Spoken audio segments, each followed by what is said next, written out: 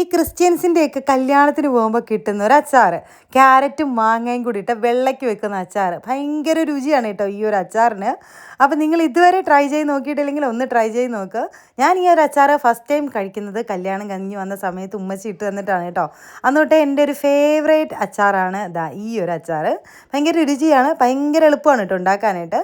പിന്നെ ഈ അച്ചാർ സത്യം പറഞ്ഞാൽ ഇടുന്നത് മാത്രമേ കാണത്തുള്ളൂ, വേഗം കാലിയാകും, അതിൻ്റെ ടേസ്റ്റും ഉണ്ട്. അപ്പോൾ എങ്ങനെയാണെന്ന് നോക്കാം. നല്ല ഫ്രഷ് ക്യാരറ്റും മാങ്ങയും കിട്ടി. അപ്പോൾ ഞാൻ വിചാരിച്ചു നിങ്ങൾക്കും കൂടെ ഒന്ന് കാണിച്ചു തരാമെന്ന്. അപ്പോൾ ഇതാ നമുക്ക് നല്ല മാങ്ങ വേണം, പച്ചമാങ്ങയാണ് കേട്ടോ. പിന്നെ ക്യാരറ്റും വേണം. ആദ്യം നന്നായിട്ട് കഴുകിയിട്ട് ക്യാരറ്റിൻ്റെ തൊലി ഒന്ന് കളയണേ. എന്നിട്ട് ഇതുപോലെ നന്നായിട്ടൊരു കോട്ടൺ തുണി കൊണ്ട് തുടച്ചെടുക്കണം കേട്ടോ. അതിൻ്റെ വെള്ളമൊന്നും ഇല്ലാതെ എടുക്കണം, അല്ലെങ്കിൽ പിന്നെ പെട്ടെന്ന് അച്ചാർ ചീത്തയാവുകയെ, അതുകൊണ്ടാണ്.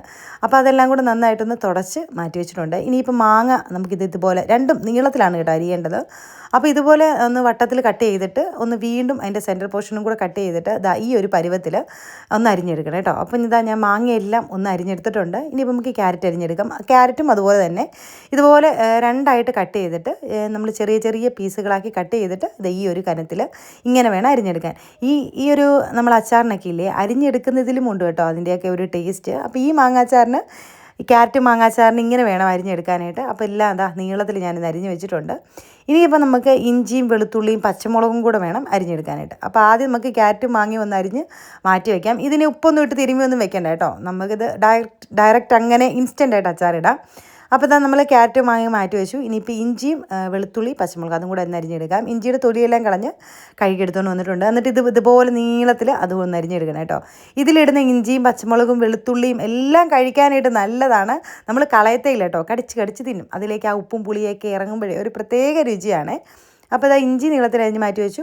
അതുപോലെ തന്നെ വെളുത്തുള്ളിയും അരിഞ്ഞ് വെച്ചിട്ടുണ്ട്, പച്ചമുളകും വെച്ചിട്ടുണ്ട്. ഇതൊക്കെ എന്തോരം വേണമെങ്കിലും നമുക്കിടാം കേട്ടോ. ഈ പച്ചമുളകിൻ്റെ എരിവൊന്നും എടുക്കത്തില്ല, കാരണം ഈ ഒരു അച്ചാറിൽ ചെറിയ മധുരമൊക്കെ ഉണ്ട് ക്യാരറ്റിൻ്റെ. അപ്പോൾ അതുകൊണ്ട് തന്നെ ഇതെല്ലാം കൂടി ചേരുമ്പം ഈ ഇഞ്ചിയും പച്ചമുളകും വെളുത്തുള്ളിയൊക്കെ കഴിക്കാൻ തന്നെ ഒരു ടേസ്റ്റാണ് കേട്ടോ.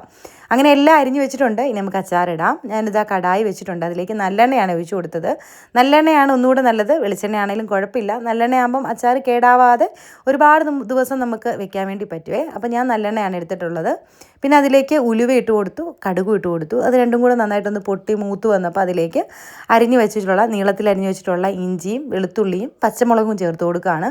പിന്നെ ഇതിൽ കൂടെ കുറച്ച് നല്ല ഫ്രഷ് കറിവേപ്പില ഉണ്ട്, അങ്ങ് ഇട്ട് കൊടുത്തു. അങ്ങനെ കറിവേപ്പിലയും കൂടി ഇട്ട് കൊടുത്തിട്ട് ഇതെല്ലാം കൂടെ ഒന്ന് വഴറ്റിയെടുക്കാം. ഒരുപാട് അങ്ങ് കരിഞ്ഞൊന്നും പോകണ്ട, നന്നായിട്ടൊന്ന് വഴറ്റിയെടുത്താൽ മതി കേട്ടോ. അപ്പോൾ ഇതുപോലെ കിടന്ന് വഴറ്റി കിട്ടിയിട്ടുണ്ട്. ഇനി പൊടികളായിട്ട് നമുക്ക് മഞ്ഞൾപ്പൊടിയും കായപ്പൊടിയും മാത്രം മതി കേട്ടോ.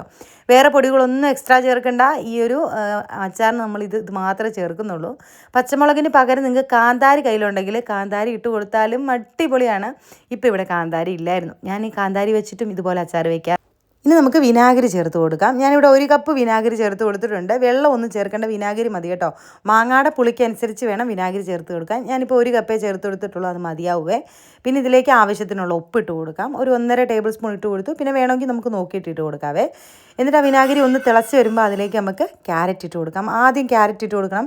ക്യാരറ്റ് മാത്രം ഒന്ന് തിളപ്പിച്ചെടുത്താൽ മതി. മാങ്ങ നമുക്ക് തിളപ്പിക്കുക കൂടും വേണ്ട കേട്ടോ, അല്ലെങ്കിൽ വെന്ത് പോകും. ഈ ക്യാരറ്റ് മാങ്ങയൊക്കെ ഇങ്ങനെ കടിക്കാൻ കിട്ടണം ഈ അച്ചാറിൽ.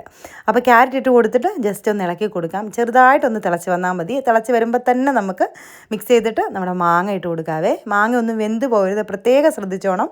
മാങ്ങ ഇട്ട് കൊടുത്ത് ജസ്റ്റ് ഒന്ന് മിക്സ് ചെയ്യുക, അപ്പം തന്നെ ഗ്യാസ് ഓഫാക്കി വെക്കണം കേട്ടോ. അല്ലെങ്കിൽ മാങ്ങ വെന്ത് പോയി കഴിഞ്ഞാൽ നമുക്ക് അച്ചാറിനെ ഒരു പ്രതീക്ഷിച്ച ആ ഒരു ഫീൽ കിട്ടത്തില്ല. ടേസ്റ്റൊക്കെ ഉണ്ടാകും, എന്നാലും ആ ഒരു കടിക്കുമ്പോൾ ഉള്ളൊരു ഫീലില്ലേ, അത് കിട്ടണമെങ്കിൽ നമ്മൾ വേവിക്കാൻ പാടില്ല. അപ്പോൾ നമ്മൾ ഈ ക്യാരറ്റും മാങ്ങയും കൂടി ഇട്ടിട്ട് ജസ്റ്റ് ഒന്ന് മിക്സ് ചെയ്ത് കൊടുക്കുക. അപ്പം തന്നെ തീ അങ്ങ് ഓഫാക്കി കൊടുക്കുക. ഈ ഒരു ചൂട് മാത്രം മതി കേട്ടോ ഇതിന്. ഈ സമയത്ത് നിങ്ങൾ ഉപ്പും പുളിയൊക്കെ നോക്കുക, എന്നിട്ട് വേണമെന്നുണ്ടെങ്കിൽ ഒഴിച്ചു കൊടുക്കുക. ഞാൻ വിനാഗിരി അങ്ങനെ അധികം ഒഴിക്കുന്നില്ല, അത് മതിയാവും. പിന്നെ ഉപ്പ് ഞാൻ കുറച്ചിട്ട് കൊടുത്തിട്ടുണ്ടായിരുന്നേ. ഇപ്പോൾ ഇട്ട് കൊടുത്തത് പഞ്ചസാരയാണ് കേട്ടോ. 1 ടേബിൾ സ്പൂൺ പഞ്ചസാര നമ്മൾ ചേർത്ത് കൊടുക്കുന്നുണ്ട്. ആ ഉപ്പും ആ ഒരു പുളിയൊക്കെ ഒന്ന് ബാലൻസ് ആകാൻ വേണ്ടിയിട്ടാണ് പഞ്ചസാര ചേർക്കുന്നത്. അത് തന്നെയല്ല, അച്ചാർ കേടാവാതിരിക്കാനുള്ള ഒരു ചെറിയൊരു പ്രിസർവേറ്റീവും കൂടെ ആയിട്ടാണ് കേട്ടോ അച്ചാറിൽ നമ്മൾ ഈ ഒരു പഞ്ചസാര ചേർത്ത് കൊടുക്കുന്നത്. അങ്ങനെ പഞ്ചസാരയും കൂടെ ചേർത്ത് ജസ്റ്റ് നന്നായിട്ടൊന്ന് മിക്സ് ചെയ്തെടുക്കുക. അങ്ങനെ അങ്ങ് വെക്കുക. ചൂടാറി കഴിയുമ്പോൾ നമുക്കിനി ഇതെടുക്കുമ്പോൾ ഇതിൻ്റെ ആ ഒരു കളറൊക്കെ വരും കേട്ടോ. അത് ചെറിയ മാങ്ങയിലേക്ക് ക്യാരറ്റിൻ്റെ ആ മഞ്ഞപ്പൊടിയുടെയൊക്കെ കളറൊക്കെ പിടിച്ചിട്ട് അച്ചാർ സെറ്റായി വരും. അപ്പോൾ ഇതാ ഞാൻ അങ്ങനെ മാറ്റി വെച്ചിട്ടുണ്ടായിരുന്നു. ഇതാ കണ്ടോ, ഇതിപ്പോൾ ഞാൻ പിറ്റേ ദിവസം രാവിലെയാണ് കേട്ടോ എടുക്കുന്നത്. അങ്ങനെ അടച്ച് വെച്ച് നന്നായിട്ട് ചൂടാറിയിട്ട് വേണം നമ്മളിതൊരു കുപ്പിയിലിട്ട് വയ്ക്കാൻ. അപ്പോൾ ഇതാ ഞാൻ പിറ്റേ ദിവസമാണ് എടുക്കുന്നത്. കുറച്ച് മാങ്ങാച്ചാർ തീർന്നതായിട്ട് നിങ്ങൾക്ക് തോന്നിയില്ലേ? തീർന്നത് തന്നെയാണ് കേട്ടോ.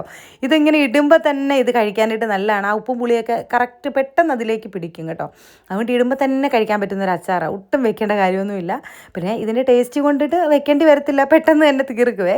അപ്പോൾ ഇതാ നന്നായിട്ട് ചൂടാറിയിട്ടുള്ള അച്ചാർ നമുക്കൊരു ഇതുപോലൊരു കുപ്പി ഭരണിയിൽ ഇട്ട് വയ്ക്കാം. ഈ ഭരണി നന്നായിട്ട് കഴുകിയിട്ട് നന്നായിട്ട് വെയിലത്ത് വെച്ച് ഉണക്കിയിട്ട് വേണം കേട്ടോ ഈ അച്ചാറുകളൊക്കെ ഇട്ട് വയ്ക്കാനായിട്ട്. അല്ലെങ്കിൽ പെട്ടെന്ന് അച്ചാറൊക്കെ ചീത്തയായി പോകും. ആ വെയിലത്ത് വെച്ചിട്ട് നന്നായിട്ട് ചൂടാക്കിയതിന് ശേഷം ഇതുപോലെ അച്ചാറിട്ട് അടച്ചങ്ങ് വയ്ക്കുക. അപ്പോൾ അത്രേ ഉള്ളൂ കേട്ടോ ഈ ഒരു അച്ചാർ. ട്രൈ ചെയ്ത് നോക്കാത്തവർ ട്രൈ ചെയ്ത് നോക്ക്. ഇനിയിപ്പം എൻ്റെ നാത്തൂനില്ലേ അച്ചാറുകളൊക്കെ സെയിൽ ചെയ്യുന്നുണ്ട്. അപ്പോൾ നമ്മുടെ ഇൻസ്റ്റാ പേജിൽ നിന്നൊക്കെ ഒരുപാട് പേര് അച്ചാറൊക്കെ മേടിച്ചിട്ടുണ്ട് കേട്ടോ ഇഷ്ടമായിട്ട്. നമ്പർ വേണമെന്നുണ്ടെങ്കിൽ കമൻറ്റ് ചെയ്താൽ മതി, ഞാൻ നമ്പർ നിങ്ങൾക്ക് അയച്ചു തരാവേ. നല്ല അച്ചാറുകളാണ്. അപ്പോൾ നിങ്ങൾക്ക് വേണമെങ്കിൽ